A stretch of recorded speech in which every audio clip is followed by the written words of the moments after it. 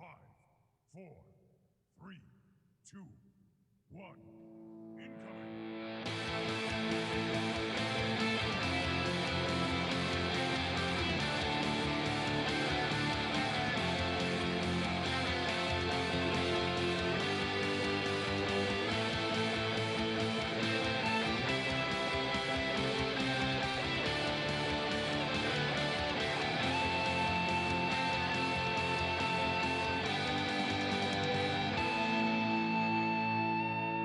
Hello and welcome to the Omnic Lab. We're an Overwatch podcast that focuses on strategies within that game that Blizzard makes. Focusing on strategy yet again. Sorry. I was pulling up the show notes here. It's a lot of and, strategy. There's a lot of strategy going on today, guys, for a self-improvement episode. I just realized that the second half of my stuff was missing for what I normally read off, and I was like freaking out internally, so it came out in a little bit more verbose and repetitive manner. But today we're talking self-improvement. The main scope of the show, if you're just now tuning in for over Omnic Lab for the first time, we're basically a scientist type podcast where your hosts are myself and Andres here. We kind of just walk you through a lab, kind of trial and error, learning along the way ourselves, but kind of adjusting our play to what we see in the pro scene, what we're trying to see in our current MMR, and try to help you guys with just kind of like the average player experience and get you to a point where you're learning, you're growing as a player, and maybe even things blowing up in your face every once in a while, because that's still okay. But I'm your host, Rob May, and joining me is Andres. What's going on, Andres? It's been a while. Yes, it has been a while. I am so happy to be back podcasting with the Omnic Lab. Overwatch is definitely my favorite game right now. I am super addicted to it. Every time I think that I'm going to get burned out on it, like the passion just comes out strong. I start playing like a different hero, and it's like learning the game all over again. It's a game with a lot of depth. I'm so sad that we were gone almost for 2 weeks and we couldn't podcast. Just like the planets aligned to not let us podcast, like you having stuff going on over there and me getting sick over here, and just like, oh, Jesus.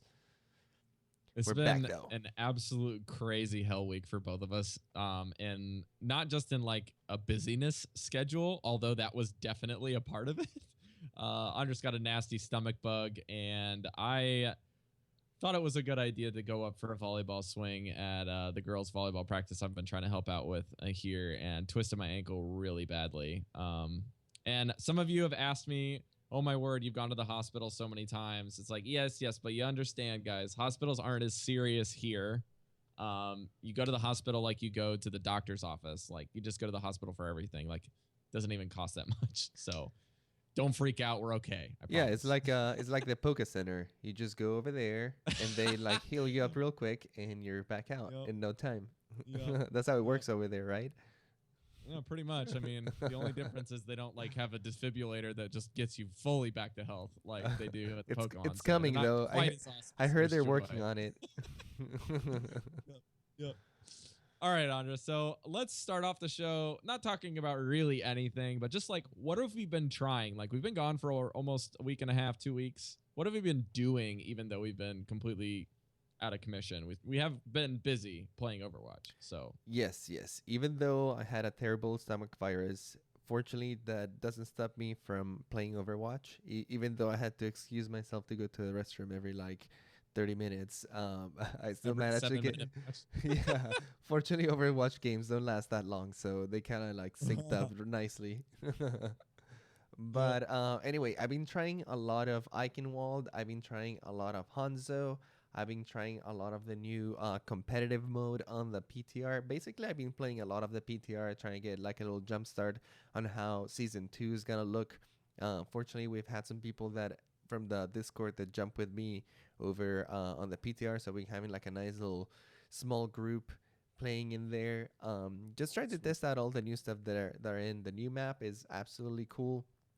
I've heard some people don't like it as much, but honestly, I think the big majority of people do really like it.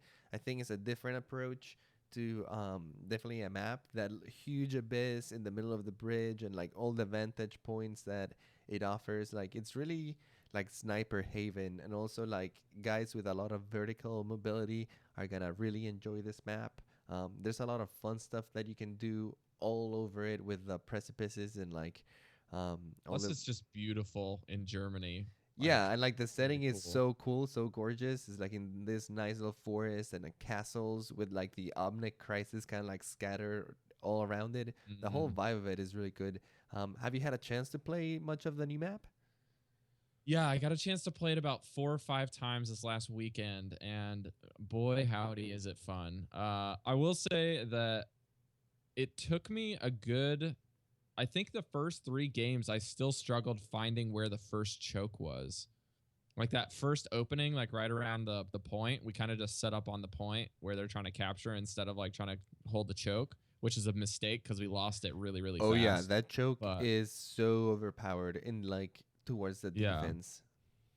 it's like King's Row on steroids because they can't go up through the hotel or the theater. So like it's really really rough on offense coming through that choke unless you have a couple really fast people or you got the speed boost Ryan combo. Yeah, absolutely. And The complaints I've heard from people like that don't like the map mainly don't like it because of that choke. Because for the attacking team, mm, that is a tough spot. Like you are yeah, downhill in a corner, and then they have like this like perfect sniping position with that hmm archway kind of hmm like protecting them right there.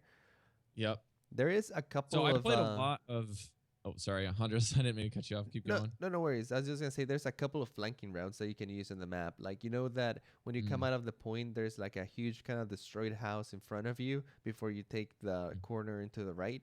You can actually mm-hmm. jump over that house into the other side with like things like Winston or Farah, Genji, that sort of thing. I think Or you can even slingshot a little bit further past it with a Widow, can't you? yeah, you might you can also do it with Widow. I think you can do it with Diva.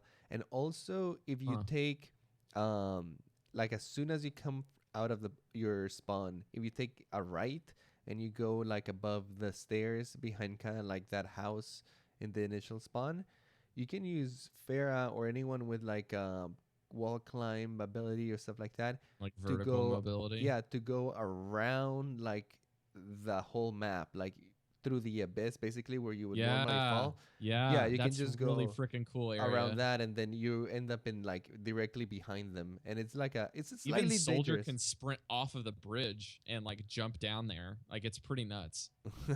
Yeah. So there's a few ways. I feel like people still need to discover like ways to get around the map, but I think overall it's really cool. But sorry, what were you gonna say? I was just gonna say like two main things was just like how the attacking team can kind of get through that first choke, and like a couple alternate ways of like defending against it. And then the other option was like that. I'll just say first is that ballista tower, at the far right after you capture the point. I think it's like the next bridge goes to it. That thing is freaking huge. Like there's so much going on in that tower. There's like a basement, a main floor, a second floor, a precipice, and then like a backdoor ramp. Like it's full of stuff. I think there's even 2 health packs, one big, one small in there. Yeah, there's a So lot going on the it map. is It's a flanker's haven. It's for very sure, scary to go in there by yourself. absolutely. Um, but the main thing on that choke that I I haven't really been watching a whole lot of videos on it. I've been trying to formulate my own opinion, which I think is one of the catch 22 of being a podcaster. You don't want to parrot what everybody else is saying. So I've not been able to listen to podcasts anyways, but just watching a lot of video content instead. And then like playing it myself and kind of formulating my own opinions is kind of interesting. And hopefully I'm not parroting what other people are saying inadvertently. But basically, that first choke, I've noticed that it's probably okay on defense or on offense, sorry, if you're running a Hanzo or Ana, because you can literally just not kill anyone with the Hanzo ultimate, fire it right down that choke, and then just like punch everyone through. You can even fire it at an angle through the choke so that it goes straight for the point, and then you can just follow the dragon as a team and go through. So building ultimate with Hanzo is very quick on this map because that choke is like pressing their whole team in there. So even if you're hitting shield, you're charging your ultimate. Yeah, The same goes Hanzo. for Roadhog. You can just like Roadhog it right through there, just like blast everybody with your ult and push them back. Yeah, you kind of Uh, have to brute force a little bit through that choke if yeah. you really want to get through. I was gonna say And the Hanzo other, feels really good right now in the PTR. he does feel really good. I know a lot of people hate Hanzo, but you guys know my boy is Hanzo, is my man. So I'm ready and willing to like buy a new skin for Hanzo, but I just randomly got one in like the, some of the last loot boxes I opened with a young Hanzo skin. And as much as I don't like the skin from a first player, like first person perspective, the bow looks incredible. Like I really like the way it looks.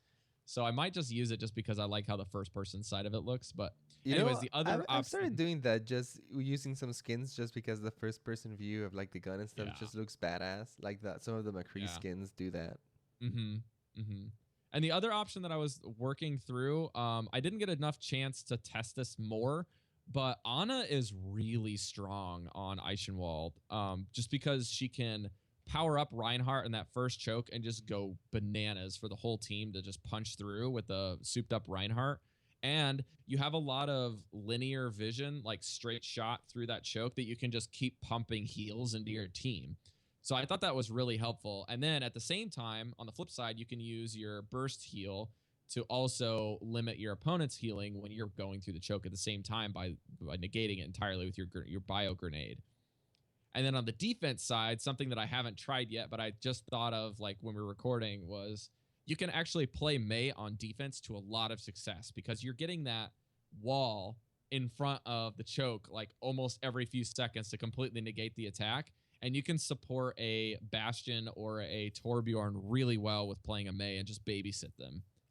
So there's some other strats that I want to try on this map, especially when it hits live, and I don't know how well that's going to pan out against an enemy Hanzo that could just hop the wall, you know? So it needs some more testing, but Yeah, that's just what I was going to say about the new map. I love it. talking about Anna and May and even Hanso, like on the PTR and even on the live, I've seen almost like a resurgence on some of these heroes, especially with the Oh, upcoming changes. I feel like a lot more people are coming back to these, and makes me really happy that a lot of people are, trying out different compositions, trying them out because they're severely underplayed or they've been severely underplayed so far. yeah. And I think it's been a matter of letting people learn the heroes. They're heroes that one are not necessarily the flashiest, and they get a lot of hate. Um, you know, because May it can be annoying sometimes to play against, or it can be frustrating to get sniped by Sure. Hanzo Arrow sometimes. But I think so far the meta game that season 2 is gonna bring, hopefully, is gonna be like the most diverse so far. Hanzo feels Yeah. super strong, even though they did tone down his projectile size about 33%. Um, Yep. the increased speed that he got really has made him a lot more consistent in the way you can land your shots, and especially people who were already good You're at landing. talking projectile speed, right? Yeah, projectile speed. Um, Okay. the size of specifically Hanzo's projectile got reduced 33%, but that is because the hitboxes were reverted. So now projectiles were actually a lot easier to hit. And Hanzo was just sniping things left and right. Some people were making Which, jokes that he was just like shooting out trees from his bow. yeah, it's just like firing logs with an arrowhead on them. Yeah, pretty much. Lumberjack Hanzo skin confirmed, I guess. I don't know. So that's been reverted. He still feels very consistent.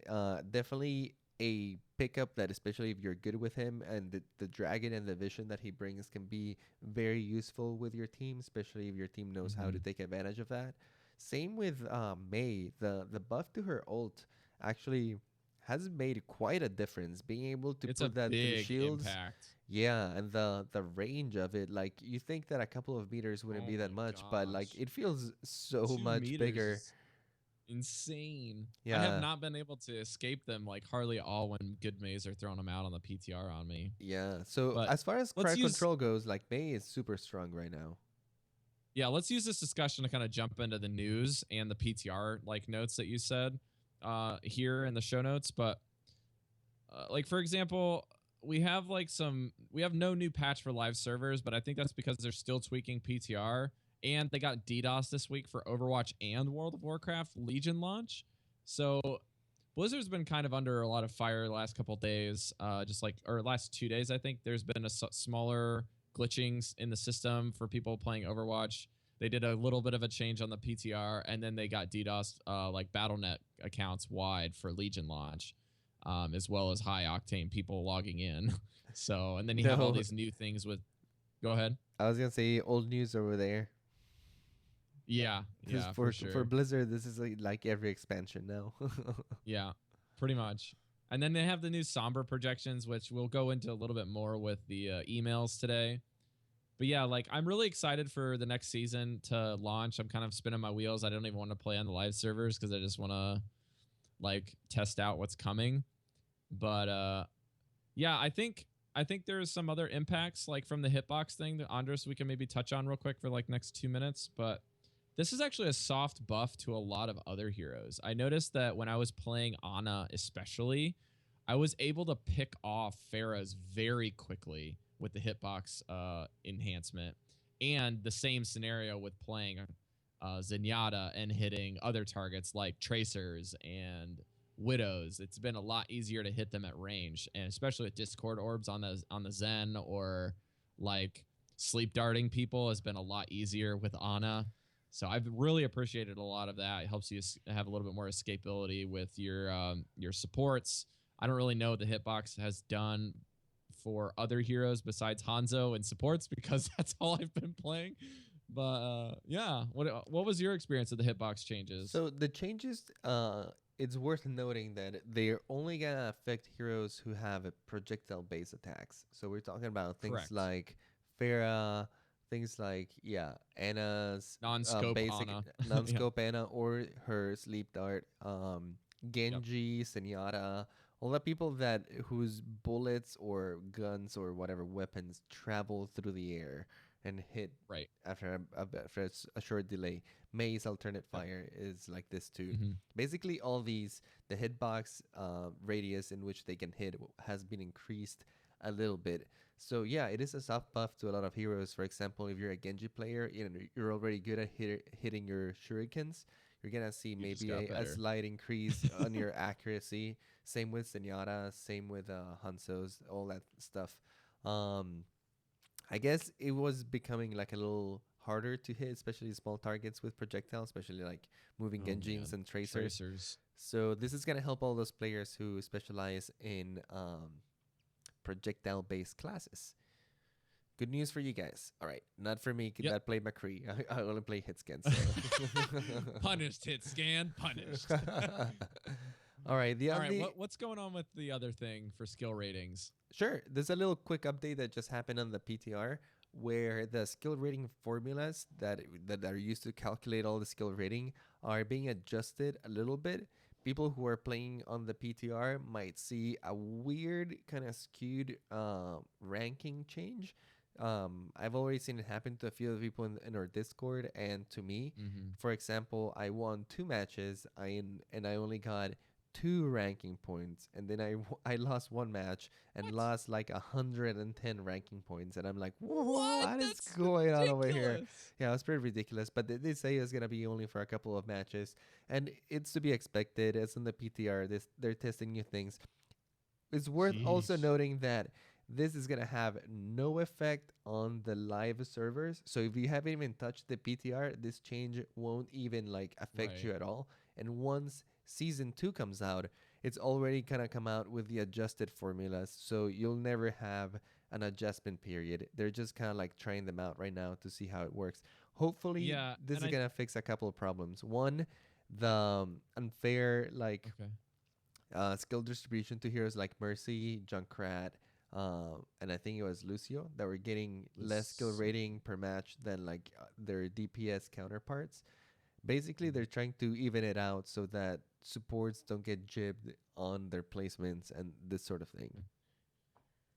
Yeah, and I think the other thing to note here is if you have not done your placement matches before they rolled out this change on PTR, then you will basically see no difference. You have to have completed all 10 of your placement matches to be subject to the random weird skill rating Right, adjustment right. because it's working off of adjusting your current level in the ranking with the new skill rating system, and it's kind of like all wonked out because you haven't played placement matches. So I've heard from Crispy, one of our admins, that after playing about 5 to 10 games, it's kind of evened out. So it's basically like you just run through 10 more pseudo placement matches, and then it kind of evens itself out. But you do lose a little bit of rating. But he said it's a net positive after those games. So all in all, I think it'll be good, but still, we'll have to run through some more tests. So let's get into just thanking our new Patreon supporters real fast before we jump into our main topic. So we have the wonderful, the only scientist level patrons that are supporting us at the highest level of support for the show. We have Eric S. and Brian K. Thanks again for your generous pledges and or donations to the show. So we've already rolled out your perks. We thank you so much for your show's support, and we couldn't have improved the show so quickly without your help. It's been great partnering with you. Andres, did I lose you? No, I'm right here. Sorry. Oh, okay. Yeah, sorry. I was Sorry. writing. I was writing thought- some stuff over here. I'm present. Yeah, thanks so much, guys. You guys are truly awesome. The show has definitely grown. The audio quality is improving. There's still a couple more things that we want to get to really get the show top notch out there, but we're definitely closer to that goal, and I can't wait to get there. Absolutely. And then thanks to our brand new patrons this week, Matt M. and Boombat, all the way hailing from Australia, for their support of the show. Boombat is a brand new listener who has been really active in our Discord server, and it's great to have a new person hanging out with us from Australia because, yay, Japanese time zone. So it's been great to go play with Boombat on the PTR this last week. But yeah, if you guys want to support us on Patreon, go over to patreon.com/OmnicLab. It's the best way to kind of give a little tipping service monthly to the show, just to show, hey, this is a show that I like, and I want to go that next step of support level and just say, hey, I like what you guys are doing. Here's a little bit of my $1 or so a month, and we'll give you some perks for it. But it's mainly geared for just helping us continue to progress the show, to make it worthwhile, to cover costs, and to make the show a little bit more better for you. So if you consider it, you can do it a one-time deal for a single month and then cancel. You can do it each month. You can set it up for a large lump sum 1 month, however you want to do it. It's all set up there. So please go check it out. You'll see all the perks, and it's a great way to support the show. So maybe consider it. But that being said, let's jump into the main topic, which is self-improvement and making adjustments during your game. So let's have Andres kick us off here. All right, so in today's episode, we wanted to share a little bit of the ways that we've been using to improve our game in Overwatch. I think that Overwatch is a game with a lot of depth, not only mechanical, but strategic as well. And there's a lot of ways that you can practice every day to see small increases so that over time you're constantly moving up and improving on your skill rating, getting higher placements on competitive, or even if you are not playing competitive but are aspiring to maybe jump in and not get your butt kicked so bad. These are ways that you can easily improve yourself, and if you do them every day or if you do them every week at least, you'll definitely see some improvement. I've been doing myself, and I have definitely seen some improvements. So yeah, we just wanted to bring them to you guys today, and hopefully add something to your strategic arsenal. The first thing I wanted to talk about was improving your aim. So in Overwatch or in any first-person shooter, aim is a very mechanical skill, meaning that you have to train your muscles to move a certain way. And this takes a lot of time. Some of you, or a lot of you, are probably familiar with the concept of muscle memory, of just repeating the same movements over and over until your body kind of automates that process and you almost don't even have to think about it. That's pretty much what you want to do. Free throws in basketball. Yeah, exactly. Do you want to automate that process pretty much in Overwatch as well, so that your strategic mind and your creative mind can go to its full potential and your body and your motor skills actually follow through what you would like to do. A good way that I've been using to improve my aim, and we're talking about mainly your hit scan aim, projectile aim can also be practiced in Overwatch. But this method right here is the best for hit scan, even though you can use some projectile heroes to practice it as well. Um, it's been going around the internet. Some people have mentioned it on Reddit. Some streamers have mentioned it too on their streams. I started using it too, and I think it works really well. It's basically the Ana bot practice mode. You can create a custom game. You basically set it to a skirmish. You select whatever map you would like, and you add 6 Anabots. The difficulty really doesn't matter. If you want to just try out different difficulties, go for it. Honestly, the only way that it changes, or the only thing that it changes, is how the bots move a little bit. Like on hard, they might move a little more and strafe and kind of dodge you, that sort of Mm. thing. But here's the trick. Once you add the Anabots, you want to scroll down to the bottom of the custom game options, and you want to set it to headshots only. And alternatively, you can set it to 150% damage multiplier. I'll go into this later. But once you do this, you can jump into the game, and basically, because you set it to headshots only, the Annas won't be able to kill you because her gun We by can't itself headshot. cannot headshot exactly. So you're the only one who's gonna be able to headshot them back. And this is a great way to just constantly practice those headshots with people like McCree, Hanzo, Widowmaker. You can practice even with Soldier or Tracer to kind of like lock on into their head as they move and kind of Mm. like track him down. I Um, got a good hitbox too for Anna. It's kind of the average. Yeah, it's not like a super big hitbox on her head, so you actually have to, hone it down a little more. I've been Right. doing this a lot with McCree, and I've seen some considerable improvement from like the first few times that I started doing it to like the last few times that I've done it, where I'm landing my headshots a lot more often. Some things that you should keep in mind is that when you're doing this exercise, you usually want to do it for about 15 to 30 minutes, maybe at the start of your session. I don't think you should spend 8 hours doing this thing a day. This is more like a warm up, and it really helps Hmm. solidify your muscle memory.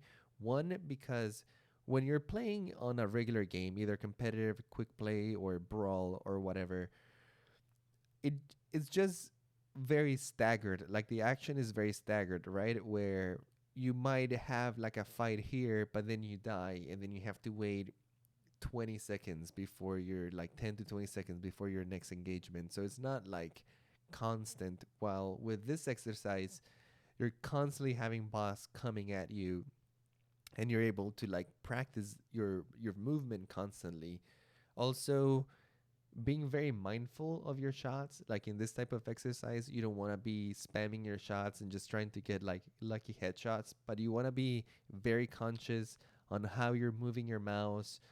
If you're aiming ahead or if you're aiming behind, you really want to take your time and really like slowly get those headshots in first, and then as you build your muscle memory, you might want to start increasing the speed until you're like getting the headshots a little more constantly.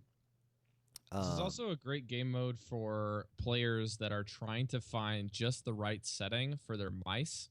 You want to yes. jump in and out of your custom menu options and say, okay, this is the sensitivity I'm going to test. I'm going to do 3200 DPI at 10. And then I'll try 1600 DPI at 10. And I'll try, 400. And if I don't like any of this, then I'll try dropping the DPI or leave the DPI alone and mess with the in game settings. And you can try that. Now that Overwatch is a very precision based, down to I think it's 2 decimal places for that in-game sensitivity. You can really fine tune it for those of you that are really hardcore about it. I know that Siegel is really vocal about what he uses. He kind of turns it way down low. You'll find a lot of streamers like the 800 to 1600 DPI range on their mice. So please test out what the pros are doing first. If it doesn't work for you, it doesn't work. I know plenty of players that like to play at 3200 and 6400 because they migrated over from League of Legends. I did the same thing, but I train my muscle memory on an 800 mouse now. Um, Granted, I trained my muscle memory a little bit slower than most because I did it with Mercy first. So it was kind of like not the point and click adventure that you might have with Hanzo or McCurry rather. So please make sure you train your muscle memory, and then once you find once you find the muscle memory sensitivity you want to start with, then start building it and don't change. Yeah, It's usually the best you're very practice. right about this, especially if you're trying to adjust to a new sensitivity or you're kind of like new to like finding your balance and stuff. This is a great place to try it out because there's nothing worse than adjusting your sensitivity on a regular game and then realizing you're not hitting anything because you're just not used Right. to it. So even just like warming up 15 minutes here with your new sensitivity can do wonders. My routine so far has been doing this about like 20 minutes in the morning and 20 minutes in the night if I have the time to do it during the day. And I've seen some significant improvements. If you guys have your own little practice or shooting range exercises, we would love to hear about them, especially if you have your little drills with characters like Farah, which require might be a little harder to train with just regularly with Anabots and stuff. Also worth Yep. noting, this exercise also works for Mei, alternate fire. You can also practice with Senora and even Genji shurikens if you want to practice getting those headshots and kind of like tracking some people and stuff. It also works out, except that you can only hit headshots, so you'll be aiming only at their head, which with these characters is not always the case. And Um, I have one more thing to add here if you're okay with that, Andres, for what I have done to improve hit scan, especially, is what we call flick shots. So flick shots are what Hanzo will actually be able to do now that you don't have to lead your shots so much with the projectile speed. Widow and McCree especially, you'll be able to flick from one point of your mouse. You flick the mouse and then either click or release, depending on which hero you're playing, in order to fire. And you can train this at the targeting range. So you go to practice, and you basically, where all of the robots are down in the little, I call the pit, there's like the little range indicator. You can kind of test the range and damage fall off. But in the pit, there's all of the little guys that move around. You can practice your tracking there. Just practice following targets. You can practice headshots there as well for more basic stuff. And then you can basically stay stationary with your character and put your mouse cursor on the box that is like cover for the bots and just move your mouse from the box to a head or body of the robots and fire. And then once you're finished firing, you have to reset your cursor on the box and just practice flicking from the box to your target over and over and over again until you kind of feel like you're warmed up on your flick shots. This works really well with training for Widow, I've found.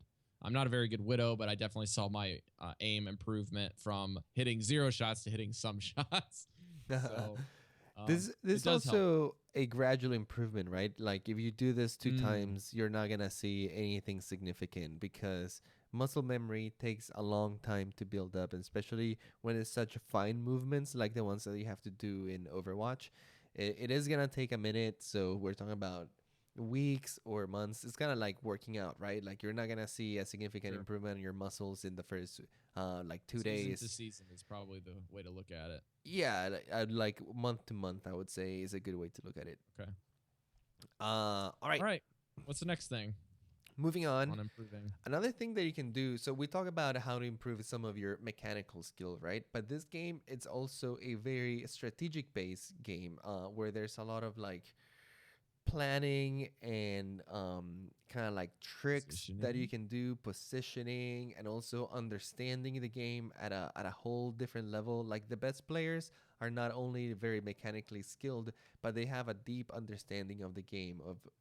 For example, small things like the audio cues. Like a really seasoned player could literally play Overwatch sometimes without even like watching the game, right? Just by bare sound, by what is going on Mhm. around him. And especially if you're paying attention, you can memorize things like each character's footsteps, and based on their positioning on their headphones, like if you hear the footsteps coming from the right and maybe like a little bit above, you can immediately know like, wow, there's a roadhog top left corner, and you haven't even like looked that way, right? But just because of the sound and the direction it's coming from, you already know. And because you're so intimate with the map, you know that there's only one route where he could be coming from, that the sound is coming from there.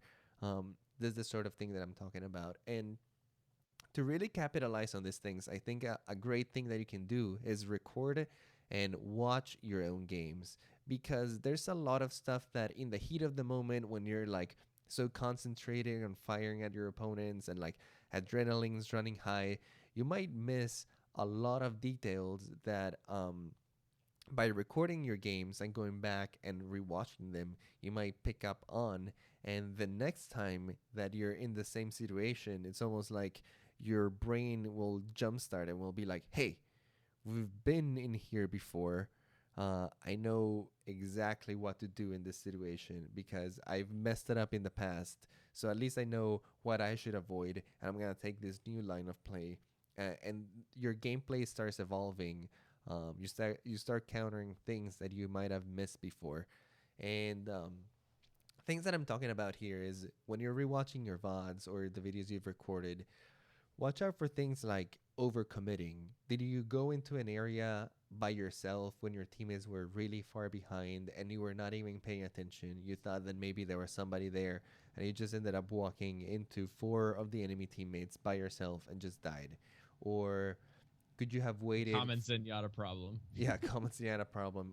Are you going in slightly ahead of the tank? Like the tank might be right there with you, but you decided to take that corner before him, and then you Had got to be a shot hero, immediately. Brutus, didn't- So catching yourself doing these things, so that the next time you're walking back with your team, you'd be like, you know what?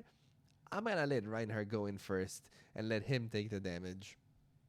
Um, Also things like tunnel vision in the middle of the fight is very common, and this problem happens to everyone, and it's honestly one of the things that a lot of players have to teach themselves and improve, because it's so easy to get like focused on one character, especially if the character is focusing you, right? Like you have that one Genji or that one Tracer that's been like shooting at you from the back and is just been bothering you the entire game, and you just start chasing her till the end of times. Like you go all the way to the other end of the map to chase down this stupid Tracer that's being super annoying, and you just want to get rid of her. And because you did that, you missed out on your teammate that was dying right next to you to like, I don't know, May. And then you couldn't use your Zenyatta ult because you're chasing this Tracer to who knows where, and your teammates are all like, where is our Zenyatta ult in the middle of this Zarya black hole we're stuck in?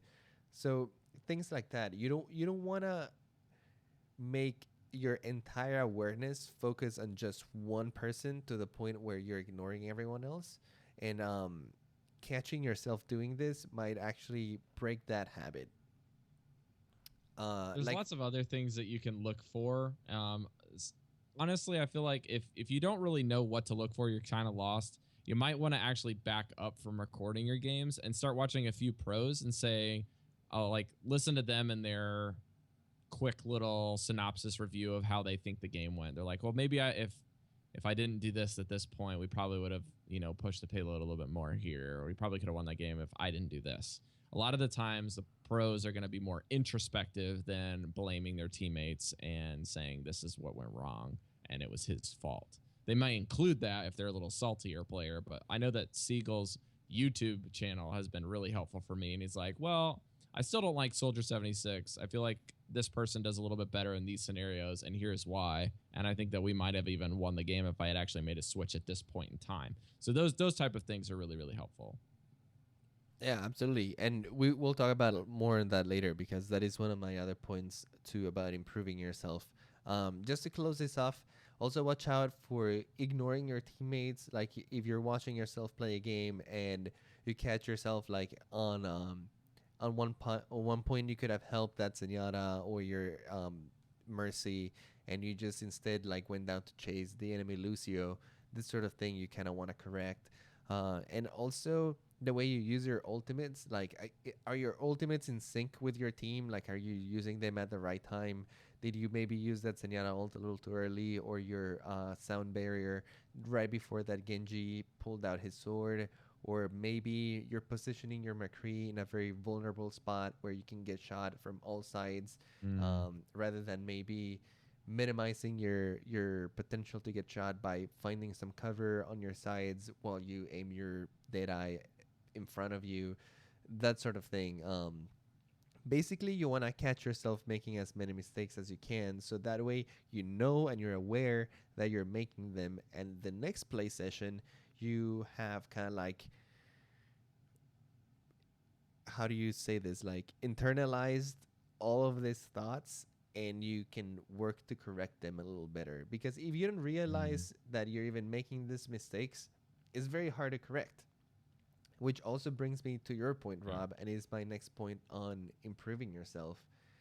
If you don't know what you're looking out for, it's also going to be really hard for you to improve. And that is why watching some of the pros can be very important. When you watch some players that are a lot better than you play the game, who have internalized all of this stuff for a lot longer, have better muscle memory and better decision making, you can learn a lot just from like even watching like For sure. 20 minutes of their gameplay on how they move and what situations they tend to avoid, or how they start engagements, when they use their skills and when they hold back. All this sort of thing can be super valuable. And also, if you're constantly watching really good players, then it's a lot easier for you to go back and watch your own bots and be like, well, I'm doing this a lot differently than this guy is doing it, and it's not yielding as good of results. Maybe I Mm. can adapt my playstyle a little more, and you can move or improve how you play each of your heroes a little more. Do you But want? remember, guys, I think we say this almost every episode.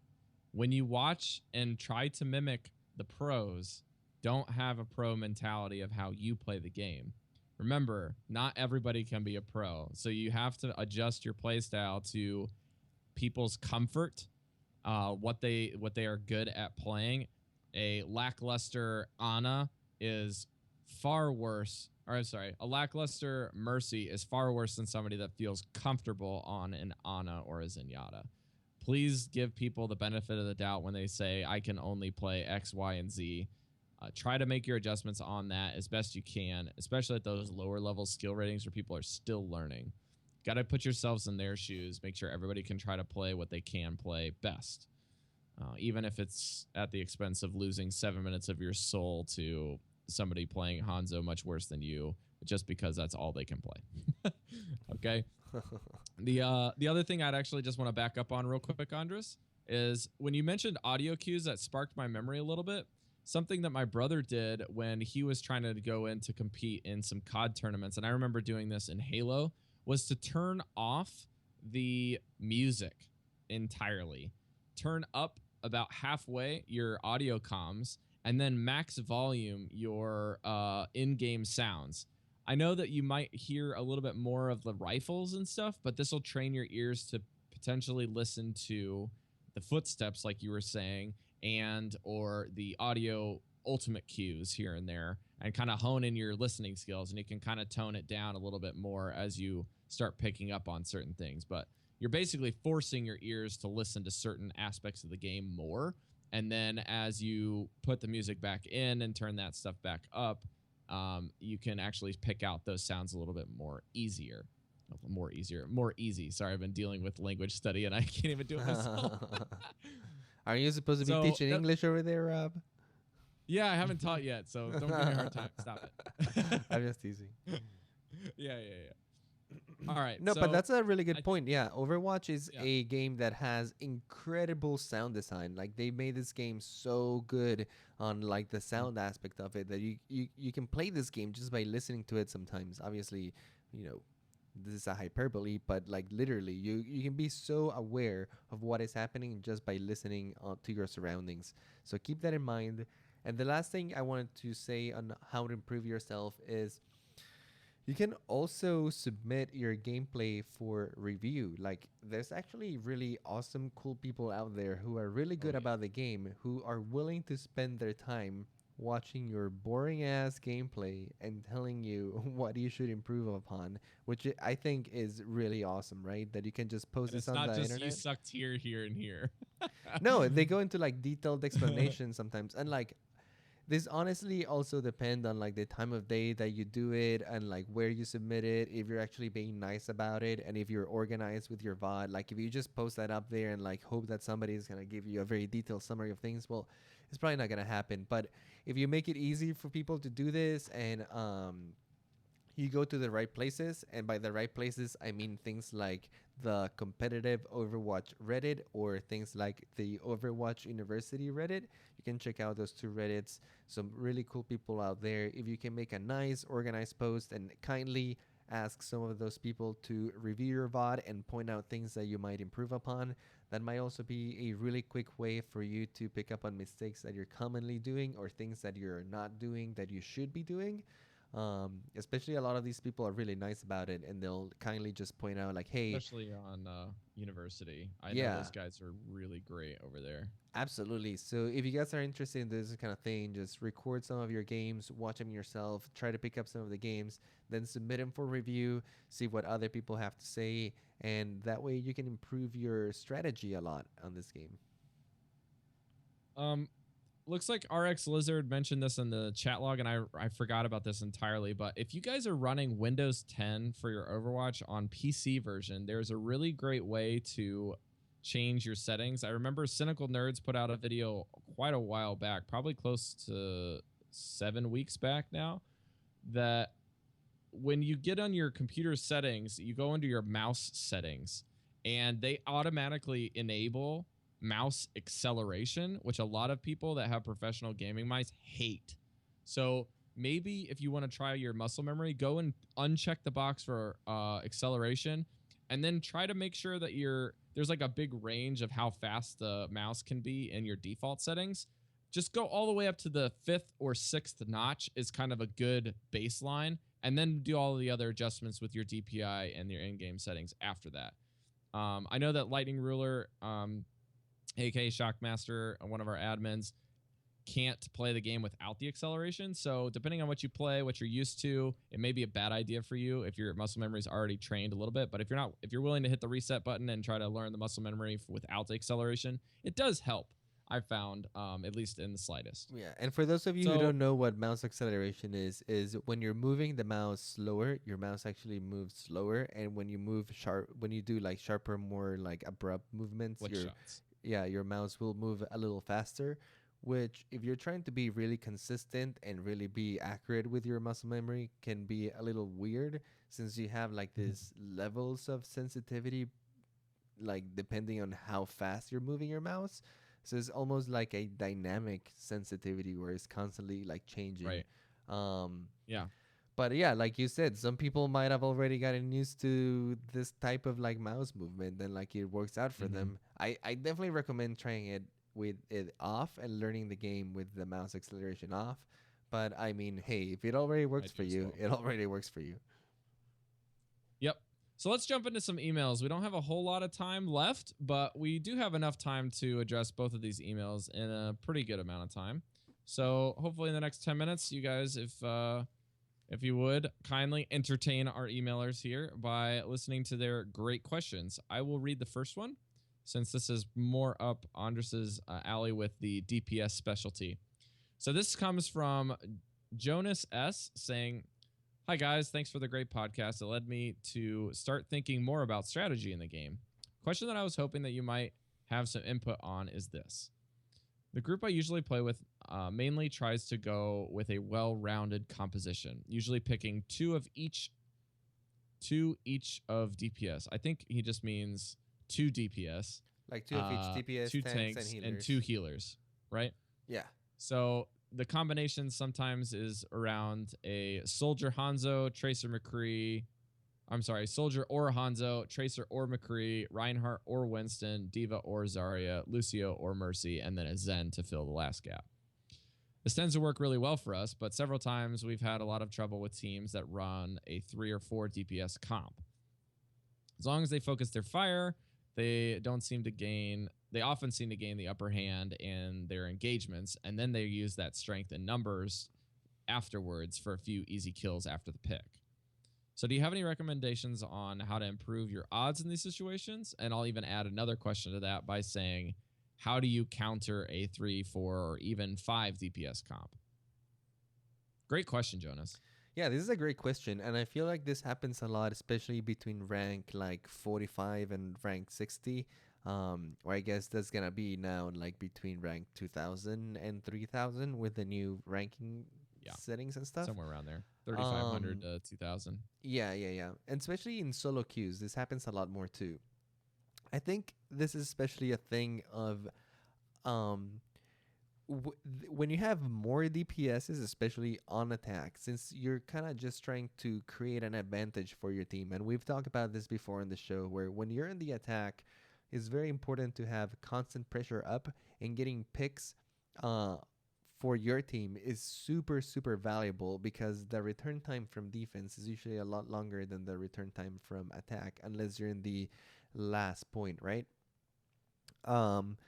But having 3 DPSs, sometimes even 4 DPSs, and sacrificing your tank and healer, so you only have 1 tank and 1 healer, this tends to work especially well on attack. It doesn't work as well on defense, just because on defense you really want some people that can actually contest the objective, and then some people that can keep those people alive. So sacrificing on that to get DPS sometimes can be very detrimental, but on attack you're not really trying to protect anything. So as long as you can kill a lot of people, having 3 or 4 DPSs is actually a valid strategy, especially on attack. assault. Yeah, especially assault, or like payload, where you can kind of like even disperse a little bit. Yeah, King of the Hill too. But I think that as teams start getting a little more organized and you have a lot more communication for your team, the well-rounded 2 tank, 2 DPS, and 2 damage can work really well. The one thing you have to keep in mind with this is when you only have 2 DPS, you're really relying on them to get the damage out there, right? Like these 2 DPSs hopefully are the guys with the best aim on your team and are very familiar with their heroes, because those are the guys who are going to be putting out the pressure and who are going to be getting picks off of the enemy team. Also, you got to make sure that your own DPS are not doing what DPS usually do, which is, run off on their own and trying to get picks. But you have to realize that when you're in defense, your DPS also become like the defense for your support and your tanks. Your DPS really has to be revolving around the whole formation, right? Like it's very detrimental if they run off and they leave your Zenyatta or your Reinhardt alone, because then his shield becomes kind of useless, right? If he has nobody who's firing from behind him, he can be easily overrun. And then your support really has to be on point, especially if they're going up against 3 or 4 DPSs. You know that those one ultimates... of them is a Mercy, and there's an opposing team Tracer. That is the most infuriating thing for Mercy mains. Absolutely. And not only No that, idea. but like you have to be really aware on when that Genji is gonna be pulling out his sword, or when McCree is gonna be using his ultimate, so that you can provide some cover for your team, like saving your Zenyatta ult for when Zarya does her graviton, this sort of thing. Your support needs to be very reactive and very on point with the enemy pushes. Like we said, this comes in with organization and getting your team to get to know each other a little better, how they play, and most of all, stick together as the defense, right? Like, if the enemy team rushes, learn how to retreat, how to fall back so that you don't die, or the enemy team gets easy picks. I still think that the well-balanced 2-2-2 combination is the strongest right now, even though on attack you can deviate that a little bit and do like 3 offense, 4 offense heroes sometimes. Sure. I will say that this actually arose in a control map when I was playing on Nepal, and we reverse swept them because we figured it out in game 3 after going down 2-0 in competitive on the placement matches that I was playing. Again, this is one of the games when I play Koth, I very rarely will play Hanzo, and this is no exception. So I think for these Koth maps, I was playing Soldier and then switched to like Junkrat and then switched to another DPS because I was playing DPS for these. And then I even switched to like a Zenyatta for a second support because we were just running a single Lucio. And the most effective was by far when we switched comms and we're just like, look, guys, how do you counter DPS? Well, you counter it with tanks. You just show more tanks.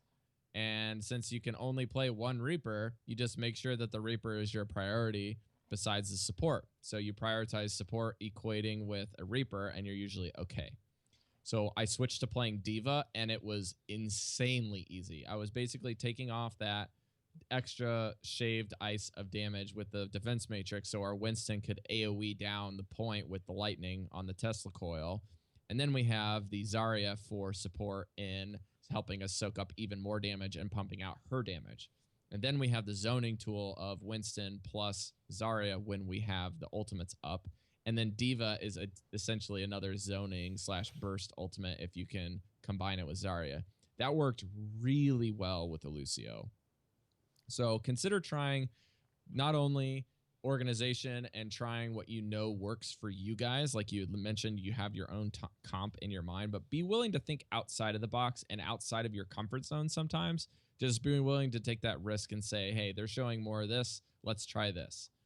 To the contrary, there were points where the Koth map swapped between us quite a bit more than I would have liked, especially on Nepal Ruins. Or not Nepal Ruins, that's Ilios, I'm sorry. Nepal, when you're in the, it's kind of like the little tower surrounded by lily pads.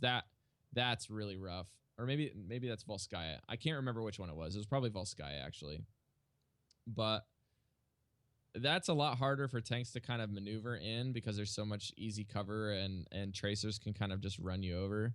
So just remember, there's lots of offensive heroes. You need to zone them out or you're going to get like combo ulted, like Riptire into spreading you out so that the McCree can high noon you all. It's just a mess. So be careful. Run some things, be willing to fail trying stuff. I think that's the most important thing is lots of players just like take the loss and like, oh, whatever, we couldn't figure it out. Well, maybe you get some buddies together, try to run a 12v12 and say, hey, can you try this against us? We want to try to figure it out. That's also really good. Yeah, and the last thing I was going to say about this is when they're playing with this sort of composition, you can play to their disadvantages. Just like you said, you swap to a bunch of tanks and you were able to win the point from them. When you're running a lot of DPSs and you're sacrificing on your tanks or your healers, there's going to be a few weaknesses on your team. One, you won't have the contesting power of a team that has, for example, 2 tanks. Like a team that has 2 tanks can stand mighty and strong on that point, especially if it has 2 healers. Those tanks are gonna stay alive for a while, and if your DPS are kind of like pushing them away from your healers and stuff, like you're gonna be able to contest that point really well. Well, if you only have 1 tank, you're gonna be relying on that one dude to be pulling a lot of weight for you, because DPS, especially like Tracer or Genji, just don't have the staying power. They can come in and out of the point really fast, but they can't really like linger around there for too long. Same with like McCree. Like McCree is like a little piece of paper when he's like right next to any of the other heroes. He's very easily killed. The flashbang down, he's just like a little chicken running around. No! Yeah, exactly. He has no way to get away from you. He only has 200 HP, no shields, no armor, no anything. No mercy.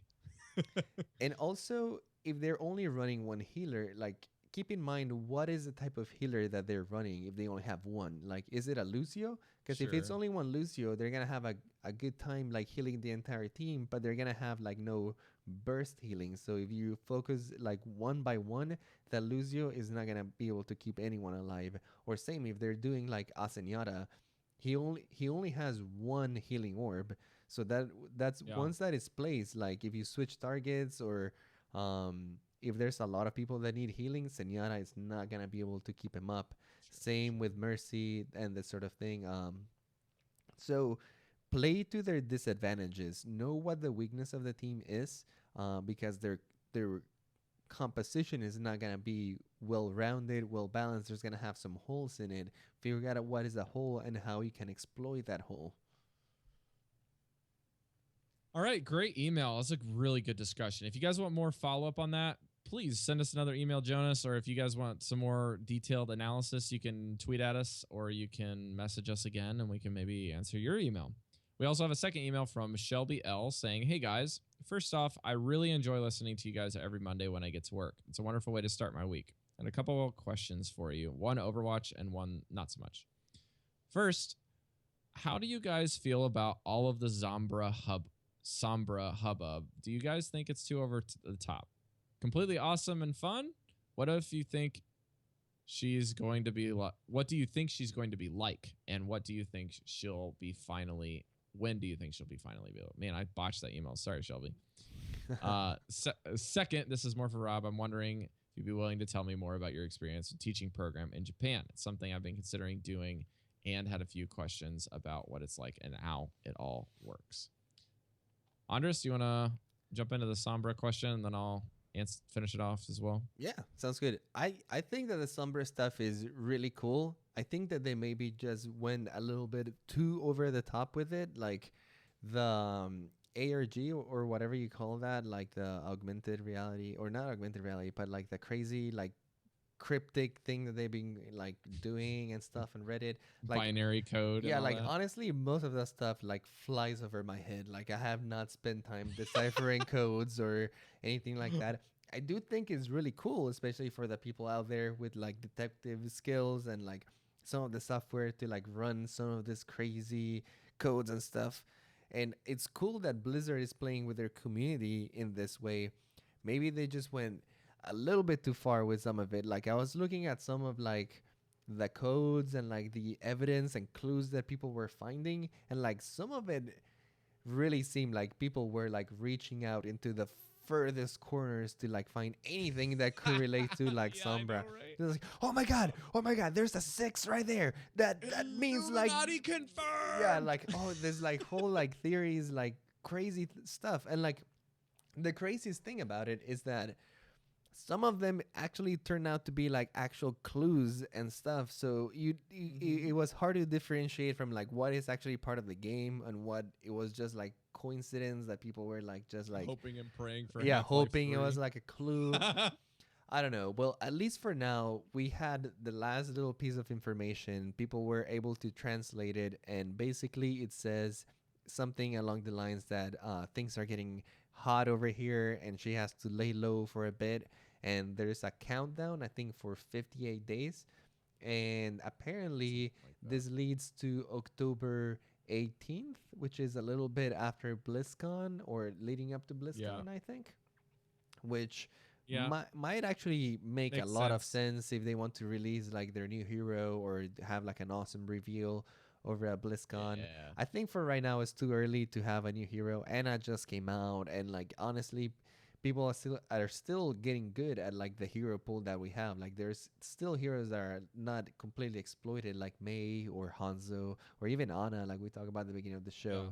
So I think Ana's as a far as fleshed for out now, the Sombra stuff has been put to a rest. We probably won't hear any more from Sombra or no more cryptic codes, at least maybe until October 18th. Yeah, I'm pretty much in agreement to that. I actually honestly think they might, like they were probably trying to roll out a second map with Eichenwald, because they did say that they had two basically finished last time we heard, when they were like when we were still without Anna and they were talking about one or two heroes that they were basically one done with and one they're working on, and then there's another one that they said that, hey, we got like two maps we're still testing internally and we don't know what we're going to do with them. So I could see a new hero released with another map in October, and it'd be like a huge reveal at BlizzCon. They can try the new map, they can try the new hero, make some more adjustments on PTR throughout the last couple weeks of September, and then maybe into the first week of October. I do think that the Sombra hype was a little too much, and I think that Blizzard has really deeply encrypted a lot of stuff into Overwatch right now, and that there's so much like really, really subtle hints like on file folders in the back recesses of Route 66 that we just haven't found yet. I mean, I don't know. It's just a ridiculous amount of stuff. So more power to you if you like that lore stuff, or if you like trying to find the hubbub for Sombra. I'm of the mind of, hey, my skill rating is the most important thing to me in Overwatch, so I'm just going to keep playing. I don't really care when it comes out or what it looks like. I just hope it's cool. And it's Blizzard, so it will be. But yeah. As far as your second question about Japan, I would like to not dedicate the airtime to it. I would also think that you could probably just follow up with us in email and get my personal email, and I can correspond with you back and forth. Maybe we can get into a Skype call and you can answer a bunch of questions. Whatever you want to do, just recontact me. You can even tweet at me over at NotRob, and I can answer some more questions, practically speaking. But I have not had any experience teaching just yet. I've only had like 1 or 2 days where I had like little practice lessons, and I officially start teaching on Tuesday next week.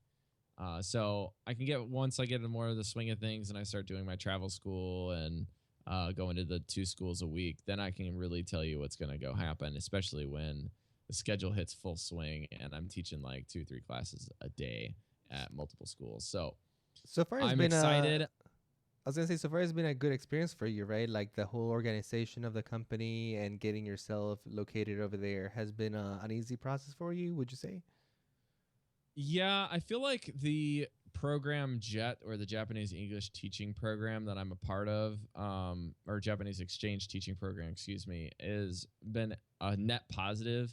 But I do know that a lot of the things that happened in my specific situation are going to differ very widely for a lot of people, and it depends on like factors like where are you placed in the country, what schools are you placed in, and how are they going to be positive. You may have a really positive experience with one of your schools and a really negative one. I only have 2 schools that I'm to every week, and then one visit school that's a special needs school, whereas some other people are not prefectural high school jets. They're municipal jets that teach in like 10 schools, and they teach anything from elementary age kids to junior high level kids. So there's a very wide range, and every situation is different, is basically the motto of JET. So, and then I also got a really great living situation, even though the building is very old and my apartment's pretty old. It's still different enough that it's fine. And I don't know, I like the space in an old building instead of a new building in a new place with very limited space. So, and I'm also married, so it's another layer of complexity. So there's lots of different things that I can speak to. I would like to maybe spend another 6 months here and kind of go through the first round of culture shock before I really start giving recommendations, because I know that's a big factor. So yeah, that's a little peek into what's going on. But I mean, my supervisor's also really great. I love my school so far, even though I can't speak a lick of English, and I've been kind of sitting at my desk for a little bit, not really understanding what's going on. But I've been able to work on some learning of Japanese and some phrases that aren't swear words. And That's the first thing you learn in every language, right? right. We have a couple few of iTunes reviews. yeah. Before we go into that, we have a couple of questions here on Twitch that might be worth answering over here. Sure. I think it was RX Lizard or Raven Food that was asking if we play with our listeners and stuff, and we do. We actually do that all the time. We do a lot. If you guys are interested in that sort of thing, getting to know us a little better, or just staying in communication, more of a live conversation, you can find us on our Discord.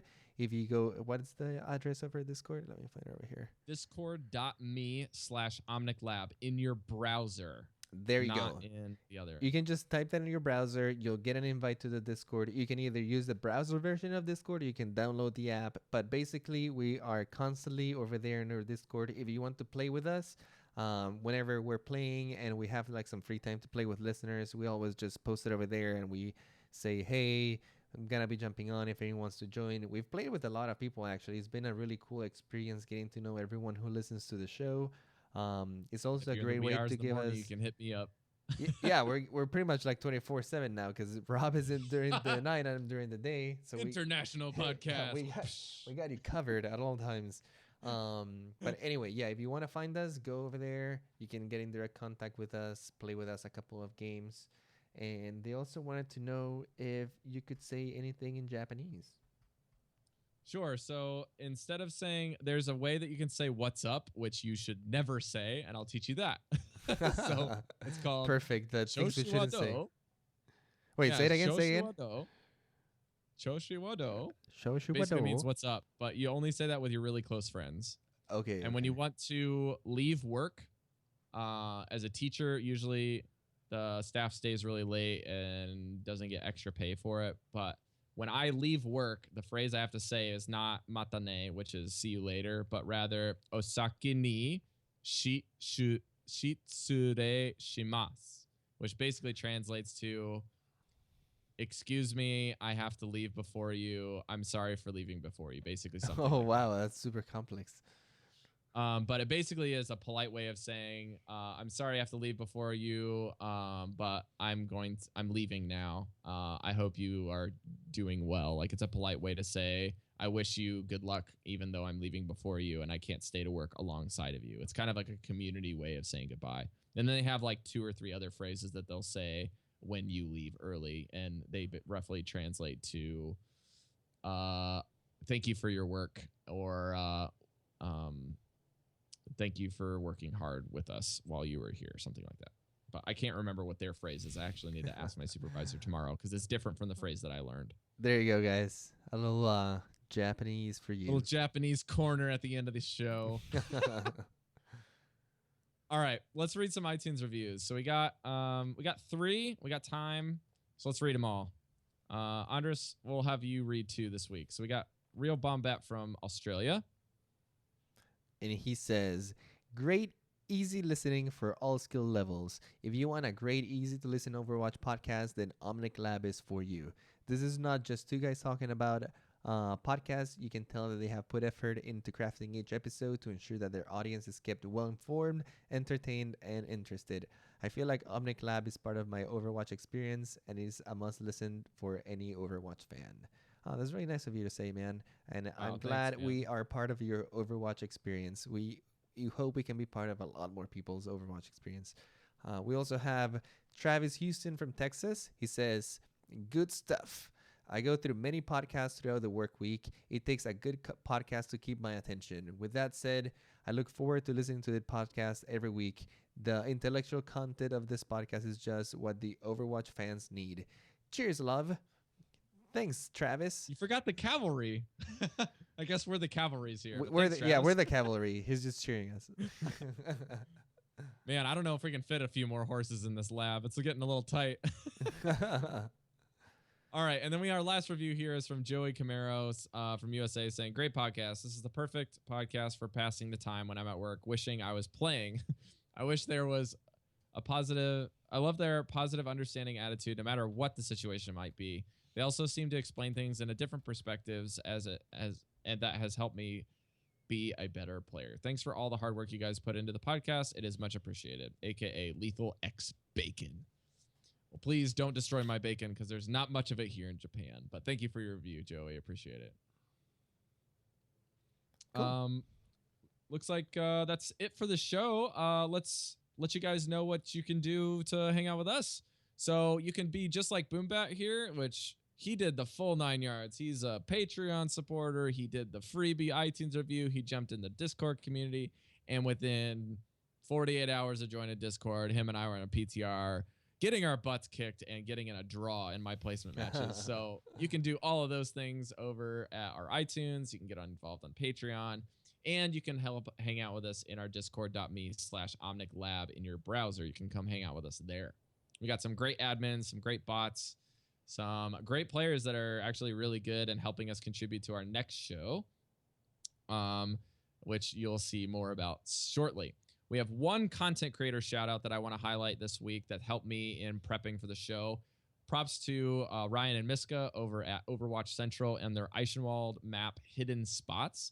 They did a really great overview, I think, of the map if you're trying to get like a basic understanding of like where the chokes are, what to do, and when on offense and defense in kind of like a 7.5 minute way. So yeah, go check that video out. I'll put in the link in the show notes for you. You can also find us over on Facebook at Omnic Lab or Twitter at Omnic Lab if you're looking for updates on when we're going live, when we're sick, and when I'm going to the hospital next, because that's the most frequent place that I've been besides my own home. So you can go check us out over there. You can also find our YouTube page, which I should be able to update this weekend. It's kind of like backlogged there, and also backlogged a little bit on Patreon with all of the hospital visits. So we will get you updated there. If you'd like to support the show with free merchandise, not free merchandise, some merchandise, you can go over to spreadshirt.com shop.spreadshirt.com/omniclab, or you can just go to the website over at omniclab.com and you can find it there as well. We also have extended show notes for like the most dedicated listeners that want to find every single link and all of the descriptive words that we like to use on every show over at our website. That's it from me for how to find the show. What about you, Andres? Where can people find you and your other show? Personally, if you want to find me, you can look for me on Twitter at I Play Games. You spell that IPLAI Games. You can also find me streaming on this same channel, Twitch TV/Omnic Lab. A little bit of Hearthstone, a little bit of Overwatch. We try to spice it up. If you wanna, I'll be doing my placements probably live here on the channel. So next week, stay tuned if you wanna watch me struggle through all my placement matches. I was able to make it to Diamond on the PTR, so I'm hoping I'll place again on Diamond on the live version. And then that's insane. Yeah, I feel like my game has been improving, especially with all the aiming practice and stuff. So it's been doing good. And then also, if you want to find me talking about Hearthstone, all the new cards and the new expansion, all that stuff, Hearthstone's a really good spot right now. I feel like creative-wise. Come talk with us over at Coin Concede.